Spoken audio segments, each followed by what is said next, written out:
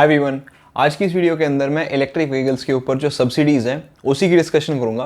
फ़र्क सिर्फ ये है कि जो मैंने लास्ट वीडियो डाली थी वो हरियाणा स्पेसिफिक थी, मतलब वो हरियाणा की पॉलिसी थी। वो बात अलग है कि दिल्ली, हरियाणा और एनसीआर के सारे लोग उस पॉलिसी का फ़ायदा उठा सकते हैं as long as they are buying the car from Haryana and getting it registered there.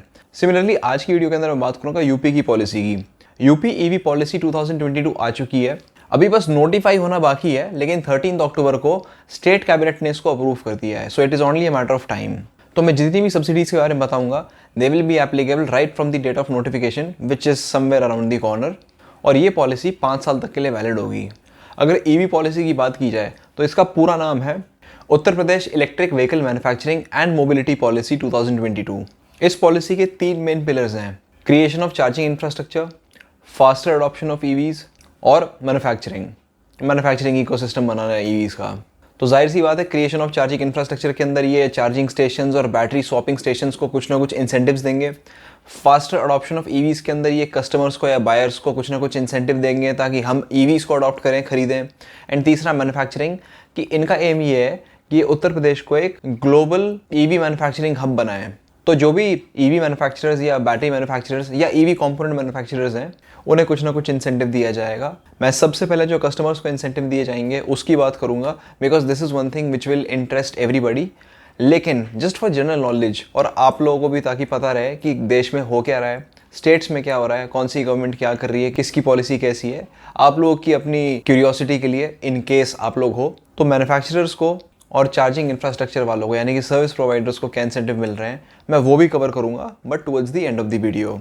अगर आप लोगों को याद होता है, जब मैंने हरियाणा की पॉलिसी डिस्कस करी थी तो मैंने उसमें ये दिखाया था कि कौन कौन इसके लिए एलिजिबल है। तो उसमें मैं ये पता चला था कि ये इलेक्ट्रिक व्हीकल्स के लिए भी है, हाइब्रिड व्हीकल्स के लिए भी है। वो बात अलग है कि सब्सिडी का जो रेट है वो दोनों कैटेगरीज के लिए डिफरेंट है, बट वो पॉलिसी थी दोनों के लिए। अगर मैं यूपी की बात करूँ तो इनके पॉलिसी डॉक्यूमेंट के अंदर हाइब्रिड व्हीकल अलग से मेंशन नहीं है, सिर्फ इलेक्ट्रिक व्हीकल मेंशन्ड है। बट इलेक्ट्रिक व्हीकल्स की डेफिनेशन में अगर आप जाओगे तो इसमें 4 व्हीलर स्ट्रॉन्ग इलेक्ट्रिक व्हीकल लिखा हुआ है। तो मुझे ऐसा लगता है कि ये लोग शायद स्ट्रॉन्ग हाइब्रिड व्हीकल लिखना चाहते थे, वो गलती से स्ट्रॉन्ग इलेक्ट्रिक व्हीकल लिख दिया है। Because electric vehicle is electric vehicle, इसमें स्ट्रॉन्ग इलेक्ट्रिक व्हीकल ऐसी कोई टर्म होती नहीं है। और अगर आप उसके आगे देखोगे तो ब्रैकेट के अंदर HEV लिखा हुआ है, यानी कि HEV is the short form for hybrid electric vehicle.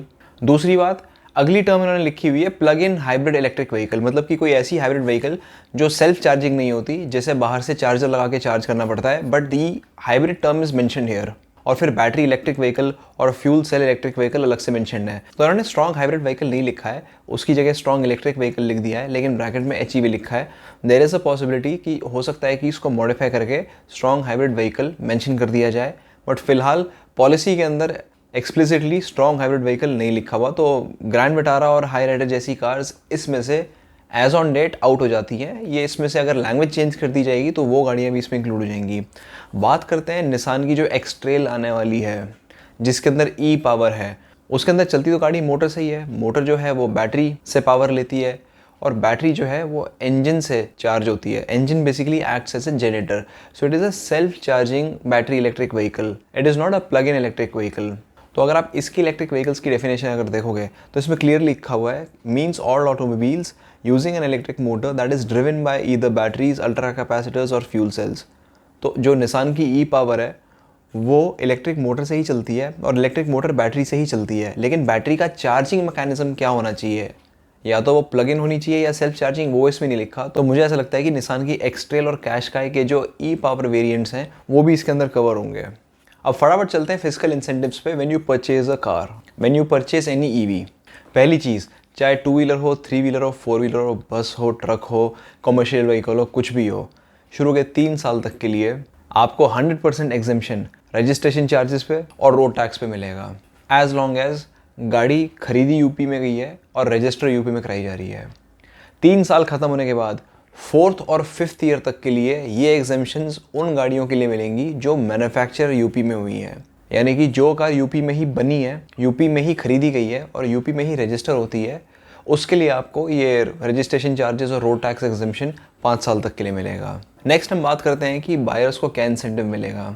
सबसे पहली चीज़, मैं जब भी सब्सिडी में परसेंटेज वाइज बात करूँगा ना कि इतने % सब्सिडी मिलेगी या उतने %, that is not on the ex showroom price of the car, that is on the x factory cost of the car. अब ये एक्स फैक्ट्री कॉस्ट क्या होता है? बेसिकली जो एक्स शोरूम प्राइस है कार का, उसमें से जीएसटी कंपोनेंट हटा दो और जो डीलर का मार्जिन है वो हटा दो, you will get the ex factory cost. Factory के ऊपर कितने कितने जीएसटी रेट्स होते हैं और जीएसटी लगने के बाद एक्स शोरूम प्राइस एक्चुअली गाड़ी का कितना निकल के आता है, इसकी मैंने पूरी case study with the help of Toyota Fortuner समझाई हुई है अपनी इस वीडियो के अंदर।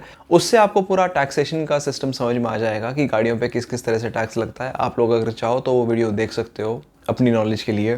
तो ईवी टाइप्स के अंदर गवर्नमेंट ने सब कुछ कवर करा हुआ है, 2 wheelers, 3 wheelers, 4 wheelers, buses and goods carrier. Goods carrier मतलब टेम्पो, ट्रक, टाटा 407, इस तरह की व्हीकल्स। तो यूजुअली गवर्नमेंट्स क्या करती हैं कि जैसे इलेक्ट्रिक 4 व्हीलर है या इलेक्ट्रिक 2 व्हीलर है तो उसके ऊपर एक कैप होती है कि इतनी यूनिट्स के लिए ही हम लोग सब्सिडी देंगे, 200, 500, 1000 एज दी केस में भी। इसमें क्या है कि यूपी गवर्नमेंट ने टोटल 500 करोड़ का बजट एलोकेट किया हुआ है और उस 500 करोड़ के बजट को उन्होंने डिस्ट्रीब्यूट किया हुआ है। जैसे 100 करोड़ 2 व्हीलर्स के लिए, 250 करोड़ 4 व्हीलर्स के लिए, so on and so forth. So जितनी सब्सिडी मिलेगी और जितना बजट होगा उससे यूनिट्स कैलकुलेट होंगी। सो फोकस यूनिट्स पे नहीं था कि इतनी यूनिट्स पे ही मिलेंगी, प्रॉब्ली फोकस बजट पे था कि इतने पैसे हम एलोकेट कर सकते हैं। डिटेल ब्रेकडाउन देखते हैं। सो 2 व्हीलर्स के लिए the subsidy is 15% of the ex factory cost, लेकिन अप टू ₹5,000 ओनली। 2 व्हीलर्स के लिए 100 करोड़ का बजट है तो 100 करोड़ रुपए डिवाइडेड बाय 5,000 रुपये, 2 लाख यूनिट्स। मतलब उत्तर प्रदेश के अंदर 2 लाख 2 व्हीलर्स तक को ये सब्सिडी मिलेगी। कितना ज़्यादा वॉल्यूम है, आप देख रहे हो। सिमिलरली 3 व्हीलर्स के लिए भी 15% की सब्सिडी है on the ex factory cost, but up to ₹12,000।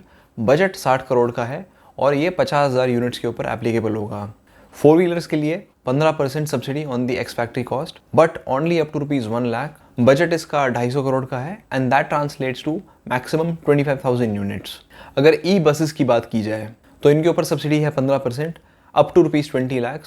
Budget है 80 करोड़ का which translates to 400 units. And last में आते हैं goods carrier. Subsidy is 10% up to ₹1 lakh. इसका बजट सबसे कम है, सिर्फ 10 करोड़ एंड अकॉर्डिंगली ये 1000 यूनिट्स तक के लिए एप्लीकेबल है। सो एक बार मैं ये सारे के सारे यहाँ पे स्क्रीन में दिखा देता हूँ आप लोगों को टू समराइज इट। अब रही बात सीलिंग लिमिट की कि सिर्फ इतनी ही सब्सिडी मिलेगी और इतनी यूनिट्स को मिलेगी, इसके अलावा थोड़ी सी और टर्म्स एंड कंडीशंस भी हैं। अगर कोई इंडिविजुअल बायर है, सपोज गाड़ी मैं अपने नाम पे लेता हूँ, तो मैं सब्सिडी सिर्फ सिंगल आइटम पे ले सकता हूँ, यानी कि या तो एक स्कूटर या एक 4 व्हीलर या 3 व्हीलर, बस या गुड्स कैरियर। मैं एक कैटेगरी की मल्टीपल आइटम्स के ऊपर सब्सिडी नहीं ले सकता। लेकिन अगर मैं कोई एग्रीगेटर हूँ, सपोज जैसे जोमेटो, स्विगी, ऊबर, ओला, या कोई फ्लीट ऑपरेटर हूँ, मतलब मेरी कोई ट्रांसपोर्ट कंपनी है, हॉस्पिटैलिटी इंडस्ट्री के अंदर मैं हूँ, मेरी काफ़ी सारी टैक्सीज चलती हैं, उस केस में मैं 2 व्हीलर्स, 3 व्हीलर्स एंड 4 व्हीलर्स इनमें 10 आइटम्स पे सब्सिडी ले सकता हूँ। और अगर मुझे कोई ई बस या ई गुड्स कैरियर खरीदना है तो उसमें 5 आइटम्स के ऊपर मैं सब्सिडी ले सकता हूँ। तीसरी चीज़, जो परचेज सब्सिडी है वो सिर्फ एक ही बार मिलेगी, चाहे मैं बायर हूँ, एग्रीगेटर हूँ या फ्लीट ऑपरेटर हूँ। इसका मतलब कि अगर मेरे को सपोज 5 गाड़ियों के ऊपर सब्सिडी चाहिए तो मैंने आज एक गाड़ी ले ली, फिर अगले महीने ले ली, फिर उसके बाद 1 महीने बाद ले ली, फिर उसके 1 महीने बाद ले ली, तो मैं ऐसे ऐसे करके 5 बार में 5 गाड़ियों के ऊपर सब्सिडी नहीं ले सकता। मुझे एक ही बार में 5 गाड़ियाँ लेनी पड़ेंगी और तब जाके मुझे उन 5 पे सब्सिडी मिलेगी। सब्सिडी दी कैसी जाएगी? ऐसा नहीं है कि आपको प्राइस के अंदर कुछ कटौती मिलेगी, आप पूरा प्राइस पे करो, उसके बाद वो पैसे आपको रीइंबर्स हो जाएंगे डायरेक्ट बेनिफिट ट्रांसफ़र के थ्रू आपके बैंक अकाउंट में। लेकिन गाड़ी खरीदने के टाइम पे डीलर आपकी वेरिफिकेशन करेगा। सो ये था पूरा का पूरा buyer side purchase incentives for electric vehicles. अब बात करते हैं जनरल नॉलेज वाली चीज़ों की, यानी कि जैसे कि अगर कोई मैन्युफैक्चरर है तो उसको क्या एडवांटेज मिल रहा है इस पॉलिसी में। सबसे पहले इस पॉलिसी के अंदर मैन्युफैक्चरिंग यूनिट्स को डिफाइन किया गया है कि मैन्युफैक्चरिंग यूनिट्स क्या हैं। बेसिकली कोई भी ऐसी यूनिट जो इलेक्ट्रिक व्हीकल मैन्युफैक्चर करती है, ईवी के कंपोनेंट मैन्युफैक्चर करती है, बैटरी मैन्युफैक्चर करती है या फिर चार्जिंग या बैटरी इक्विपमेंट मैन्युफैक्चर करती है। मैन्युफैक्चरर्स के अंदर जितना बड़ा उनका मैन्युफैक्चरिंग प्रोजेक्ट होता है उसके बेसिस पे इनको क्लासीफाई किया हुआ है। एमएसएमई प्रोजेक्ट सबसे छोटा, उसके बाद लार्ज प्रोजेक्ट, फिर मेगा प्रोजेक्ट, और मेगा प्रोजेक्ट के बाद अगर बैटरी मैन्युफैक्चरर है तो अल्ट्रा मेगा बैटरी मैन्युफैक्चरर, और अगर वो ईवी मैन्युफैक्चरर है तो integrated EV manufacturer. These are the biggest manufacturing projects that are defined in the policy. इसमें हर लेवल के मैन्युफैक्चरर के लिए कुछ ना कुछ इंसेंटिव है। मैं सबके इंसेंटिव बताऊंगा तो थोड़ा सा बोरिंग हो जाएगा, अगर आप लोग चाहते हो वो मैं अलग से कवर कर दूंगा, बट फिलहाल एक बेसिक आइडिया के लिए जो सबसे बड़े प्रोजेक्ट्स हैं यानी कि अल्ट्रा मेगा बैटरी मैन्युफैक्चरर और इंटीग्रेटेड ईवी मैन्युफैक्चरर, उनको क्या सब्सिडी मिल रही है, उनको क्या बेनिफिट मिल रहा है, मैं वो शेयर कर देता हूँ आपके साथ। सबसे पहले मैं क्या करता हूँ कि इन दोनों प्रोजेक्ट्स को डिफाइन कर देता हूँ। शुरुआत करता हूँ इंटीग्रेटेड ईवी प्रोजेक्ट से। इस प्रोजेक्ट में फॉल करने के लिए 2 क्राइटेरिया हैं, आपको दोनों मीट करने हैं। पहली चीज़, फिक्स्ड कैपिटल इन्वेस्टमेंट 3000 करोड़ या उससे ज़्यादा होनी चाहिए। दूसरी चीज़, आपको इन 4 चीज़ों में से मिनिमम 2 मैन्युफैक्चर करनी है। EV manufacturing, battery manufacturing, EV के कंपोनेंट्स या ईवी बैटरी के कंपोनेंट्स की manufacturing, testing and research and development facility.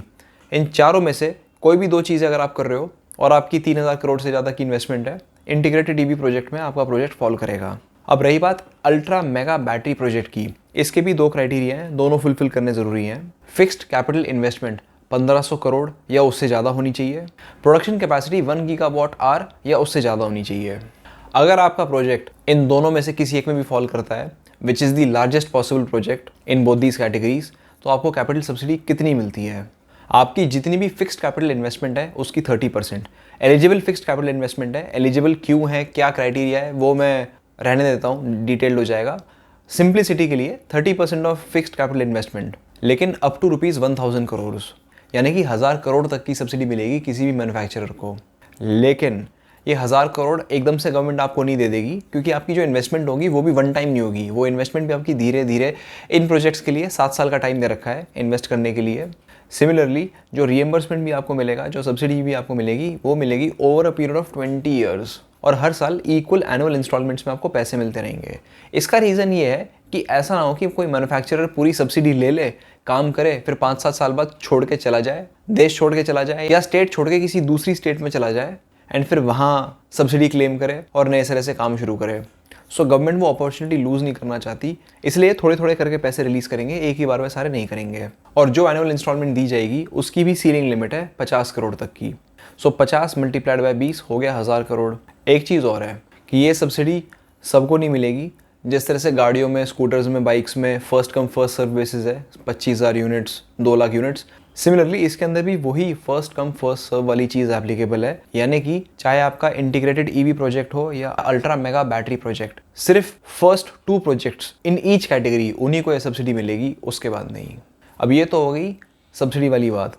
लेकिन आप लोगों को लगेगा कि यार कार बायर्स बेटर हैं, उनको सब्सिडी भी मिल रही है, लेकिन रजिस्ट्रेशन फीस और रोड टैक्स भी माफ़ हो रहा है, तो इनका कोई टैक्स नहीं माफ़ हो रहा है। अगर कोई भी मैन्युफैक्चरर जो कि इन 2 कैटेगरी प्रोजेक्ट्स लेके आता है, तो उसको पूरे उत्तर प्रदेश में 100% स्टैम्प ड्यूटी रीइंबर्समेंट मिल जाएगा। अब ये स्टैम्प ड्यूटी कब देनी पड़ती है? जब भी आप कोई लैंड परचेज करते हो या लीज पे लेते हो, लेकिन रीइंबर्समेंट जब आपका कमर्शियल प्रोडक्शन शुरू हो जाएगा उसके बाद मिलेगा। जो इससे थोड़े छोटे प्रोजेक्ट्स हैं उसके अंदर 100% रीइंबर्समेंट नहीं है ऑल ओवर दी स्टेट, वो प्लेस टू प्लेस वेरी करेगा, कहीं पे 75% रीइंबर्समेंट है, कहीं पे 50% रीइंबर्समेंट है। और अब जो थर्ड पिलर था, चार्जिंग इंफ्रास्ट्रक्चर, बेसिकली जो सर्विस प्रोवाइडर्स हैं, जो चार्जिंग स्टेशंस या फिर बैटरी स्वैपेबल स्टेशंस बनाएंगे, उनको क्या फ़ायदा मिलेगा? तो अगर मैं चार्जिंग स्टेशंस की बात करूं तो उसमें 20% की कैपिटल सब्सिडी मिलेगी, subject to a maximum of 10 lakh rupees per unit. लेकिन ये शुरू के सिर्फ 2000 चार्जिंग स्टेशंस को ही मिलेगा। अगर बात करूं मैं स्वैपिंग स्टेशंस की, तो उसमें भी सब्सिडी 20% है, but subject to a ceiling limit of 5 lakh rupees, और ये शुरू के 1000 स्टेशंस को ही मिलेगा। अब मैं बात करता हूँ कि जैसे परचेज इंसेंटिव था, तो उसमें था ना कि इंडिविजुअल बायर अगर हो तो आप एक ही यूनिट ले सकते हो, अगर आप फ्लीट ऑपरेटर हो तो आप 10 और 5 ले सकते हो। तो चार्जिंग स्टेशंस में क्या है? तो चाहे आप एक इंडिविजुअल इन्वेस्टर हो, एंटरप्राइज हो, कंपनी हो या इंस्टीट्यूशन हो, आपको ये सब्सिडी मैक्सिमम 100 चार्जिंग स्टेशंस तक के लिए ही मिलेगी। सो जैसे कि सब्सिडी 2000 चार्जिंग स्टेशंस के लिए थी, जिसमें से कि 200 मैं सेटअप करता हूँ, तो मुझे 100 के लिए मिल जाएगी, बाकी 100 के लिए नहीं मिलेगी। ठीक है, और भी जो प्लेयर्स हैं जो आना चाहते हैं चार्जिंग स्टेशन सेटअप करने के लिए, वो बेचारे कहाँ जाएंगे फिर? और ये मैक्सिमम 100 सिर्फ चार्जिंग स्टेशंस के लिए नहीं है, स्वैपिंग स्टेशंस के लिए भी है। इसके अलावा चाहे आप चार्जिंग स्टेशन बनाओ या स्वैपिंग स्टेशन बनाओ, गवर्नमेंट आपको लीज पे ज़मीन देगी 10 साल के लिए on a revenue sharing model, जिसमें आपको गवर्नमेंट को 1 रुपये पर किलोवाट आवर देने हैं। सो ये थी पूरी की पूरी 30 पेज की पॉलिसी का एक छोटा सा ब्रीफ, जिसके अंदर मैंने मेन पॉइंट्स कवर कर दिए हैं। अगर फिर भी कोई चीज़ मिस हो गई हो, आपके मन में कोई डाउट हो, तो नीचे कमेंट बॉक्स में ज़रूर बता देना। और कैसी लगी आपको ये यूपी की पॉलिसी, अपने ओपिनियन और अपने व्यूज़ भी आप नीचे कमेंट बॉक्स में बता देना। एक छोटा सा जाते जाते नोट मेरी तरफ से, अगर आपने मेरी हरियाणा वाली वीडियो देखी हो, नहीं देखी हो तो आप देख सकते हो, यू विल रियलाइज़ कि उसके अंदर सब्सिडी अमाउंट बहुत ज़्यादा मिल रहा था, लेकिन कम यूनिट्स के लिए मिल रहा था। यूपी में क्या है, अमाउंट कम है सब्सिडी का, पर बहुत ज़्यादा लोगों को मिल रहा है। तो मेरी तरफ से एक छोटा सा सजेशन या चीट कोड लगा लो कि अगर आपका हरियाणा और यूपी दोनों जगह में घर है और आपको एक ईवी लेनी है, तो पहले आप हरियाणा में ट्राई कर सकते हो गाड़ी लेने का, क्योंकि उसमें सब्सिडी बहुत ज़्यादा है। लेकिन if you have run out of units over there, भाई जैसे 1000 यूनिट्स तक के लिए है सपोज, और सारी की सारी गाड़ियों के लिए वो निकल गई पॉलिसी, देन आप यूपी में आ सकते हो, क्योंकि यूपी में काफ़ी ज़्यादा वॉल्यूम है बट सब्सिडी थोड़ी कम है। और जिसको अगर जैसे सपोज 2 गाड़ियाँ लेनी है, एक उन्होंने यूपी से ले ली और अब दूसरी वो दोबारा नहीं ले सकते यूपी से, बिकॉज उसमें 1 की कैप है अगर इंडिविजुअल नेम पे ले रहे हो, तो दूसरी गाड़ी फिर आप किसी दूसरे स्टेट से, दिल्ली से, हरियाणा से, राजस्थान से लेने का सोच सकते हो, प्रोवाइडेड आप वहीं पर रजिस्टर कराओ एंड आपका वहाँ पे एक एड्रेस हो। दिल्ली का, राजस्थान का भी मैं इवेंचुअली कवर करूँगा। और हाँ, हो सकता है कि कुछ लोगों ने यूपी की पॉलिसी 2018 वाली या 19 वाली कहीं पे देखी हो एंड थोड़ा सा कन्फ्यूजन हो रहा हो कि उसमें तो ये था या कोई दूसरा पॉइंट था। तो इस पॉलिसी के अंदर ये चीज़ क्लियरली लिखी हुई है कि इस 2022 के पॉलिसी के आने के बाद जो 2019 वाली पॉलिसी है वो लैप्स हो जाती है। तो जो भी है यही है, जैसी ये नोटिफाई होगी और मुझे पता चलेगा वो मैं आपको बता दूंगा। मैंने ये नहीं बोला है कि नोटिफाई होते ही बता दूंगा, क्योंकि हो सकता है कि मुझे ही चीज़ बाद में पता चले। तो इसलिए मैं कह रहा हूँ कि जब ये नोटिफाई होगी और जब मुझे पता चलेगा तब मैं आपको अपडेट कर दूंगा। बाकी आप लोगों में से किसी के भी जान पहचान में कोई ईवीज़ में इंटरेस्ट रखता हो या कोई लेना चाहता हो तो ये वीडियो उनके साथ शेयर कर देना, हो सकता है कि किसी के काम आ जाए। और हाँ, आप लोगों में से कोई भी अगर कोई नई कार ले रहे हैं, कोई ईवी ले रहे हैं या कोई भी दूसरी कार ले रहे हैं और आपको मेरी वीडियोस ठीक लगती हैं, पसंद आती हैं और आप माइंड नहीं करते इस चीज़ को कि मैं आगे आपकी कार का रिव्यू करूं, तो आप मेरे को इंस्टाग्राम पे डीएम कर सकते हैं। बस कंडीशन ये है कि आप दिल्ली एनसीआर में से होने चाहिए। कोई दूसरी स्टेट के अगर होंगे तो मेरे लिए पॉसिबल नहीं हो पाएगा। मेरे लिए रिव्यू करना नई गाड़ियाँ थोड़ा सा डिफिकल्ट होता है, गाड़ियों की अवेलेबिलिटी का थोड़ा सा इशू रहता है। सो अगर आप लोगों में से कोई चाहे तो थोड़ी सी हेल्प हो जाएगी। That's it for today. Thank you so much. Bye.